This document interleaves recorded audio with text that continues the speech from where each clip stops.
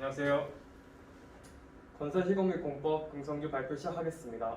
제가 발표할 주제는 부강동 608-10을 통하여 바라본 실내 소규모 현장에서의 철근 콘크리트 공법과 거푸집 사용의 특징입니다. 부지 선정 이유입니다. 우선 첫 번째로 내부 조사를 허락받을 수 있었습니다. 두 번째로 발견 당시 지하에 거푸집을 설치하고 있어 시기가 적절하다고 생각했으며 규모가 작아 짧은 시간에 많은 것을 관찰할 수 있을 것이라고 생각했기 때문입니다. 주제 선정 이유입니다. 조사 중 중소규모 공사 현장의 특징에 대하여 조사를 하였는데 철근 콘크리트 공사에서 안전사고가 가장 많이 일어났음을 알 수 있었습니다. 하지만 안전사고가 가장 많이 일어남에도 중소규모 공사 현장에서는 철근 콘크리트 공법이 주로 사용된다는 것을 알게 되었고 철근 콘크리트 공법이 중소규모 현장에서 어떠한 의미를 갖고 있기에 안전사고가 가장 많이 일어남에도 계속 사용되고 있는지 궁금해져 의미와 그 과정에 대해서 조사를 진행했습니다. 목차는 다음과 같습니다. 이 모습은 시작하기 전에 앞서서 건설 현장, 재조사한 건설 현장의 모습인데요. 일단은 위치 및 규모는 약 5층에 연면적 2674제곱미터이며 공동주택으로 지어질 예정입니다.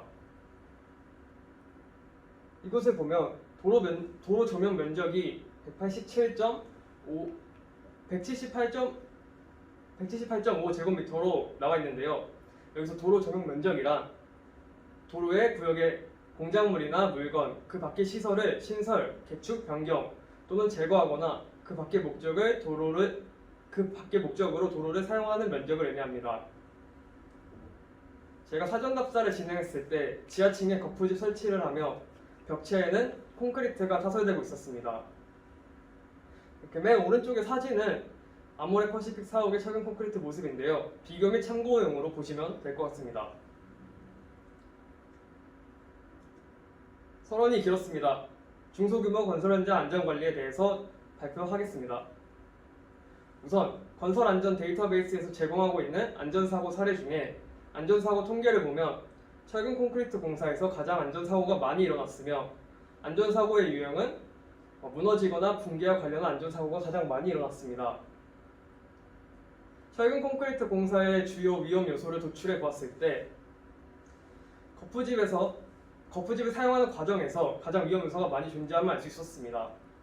따라서 어떠한 거푸집을 사용해 진행하는지 철근 콘크리트 공법의 프로세스를 조사하며 같이 조사해봤습니다. 다음은 중소규모 건설 현장에서 철근 콘크리트 공법이 가지는 의미입니다. 철근 콘크리트는 아시다시피 철근과 콘크리트로 구성되어 있습니다. 철근 콘크리트는 인장력이 약하고 압축력이 강한 콘크리트를 인장력이 강한 철근과 같이 사용함으로써 부족한 인장력을 보강시키는 원리입니다. 이것은 다른 구조, 철골, 조적, 목구조와 비교했을 때 모양을 만드는 데 있어 유리하고 강도가 강해 대형 건축물의 제작이 가능하며 화재에 강하고 경제성이 아주 뛰어나다는 것을 알 수 있습니다. 중소규모 공사에서의 고려 사항은 일반 공사와 같이 크게 세 가지 경제성, 안전성, 시공성이 존재합니다. 이유는 창출해야 하고 사고가 발생하면 안 되고 공기를 맞춰야 하기 때문입니다. 이것들 중 중소규모 공사에서는 경제성을 가장 중요하게 고려합니다. 시공능력 1000이 이후의 중소규모 건설 업체는 수주 혹은 낙찰을 통해서 건물을 시공할 때 낙찰을 확대합니다. 이때 경쟁력을 높이기 위해서는 최저가 낙찰을 실시해야 하며 이 과정에서 수익률의 저하가 발생하게 됩니다. 따라서 경제성을 세 가지 중에서 가장 중요하게 여기며 경제성이 아주 뛰어난 공법을 주로 사용하게 됩니다. 이 과정에서 철근 콘크리트 공법은 공사 기간 또한 적절하고 간편하며 경제성이 다른 공법에 비해 매우 뛰어나기 때문에 중소규모 현장에서는 철근 콘크리트 공법이 경쟁력을 높이기 위한 하나의 방식으로 사용되고 있어 안전사고가 가장 빈번히 발생하는 공사 중 하나임에도 꾸준히 사용되고 있음을 알 수 있습니다. 조사 과정에서 철근 콘크리트에서 가장 안전사고가 빈번히 발생하는 이유는 중소규모 건설 현장에서 경제성과 안전성을 고려하는 과정에서 경제성을 너무 과도하게 고려했기 때문임을 유추해 볼 수도 있었습니다. 다음은 철근 콘크리트의 프로세스입니다.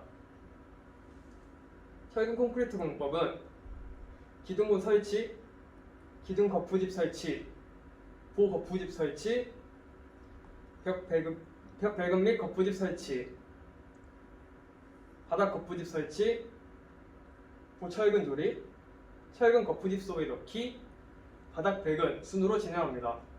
발표 재료에 제가 무언가를 표시해 놓은 게 있는데 혹시 찾으셨나요? 바로 거푸집에 밑줄을 쳐놨습니다. 철근 콘크리트 공법에서 경제성에 가장 큰 영향을 주고 위험 요소가 가장 많으며 안전사고가 가장 많이 일어나서 매우 중요한 것이기 때문에 밑줄을 쳐놨습니다. 소규모, 특히 시내에서 볼 수 있는 소규모 현장에서는 가장 중요한 거푸집 공정을 대부분 이렇게 생긴 유로폼을 사용하여 진행합니다. 제가 현장을 제답사했을 때는 2층 하부 철근을 배근하고 있었습니다. 공사 현장을 들어오는 입구가 매우 좁아 대형 크레인이 들어올 수 없어 이동식 크레인을 사용하여 철근을 옮기고 있었음을 확인할 수 있었습니다.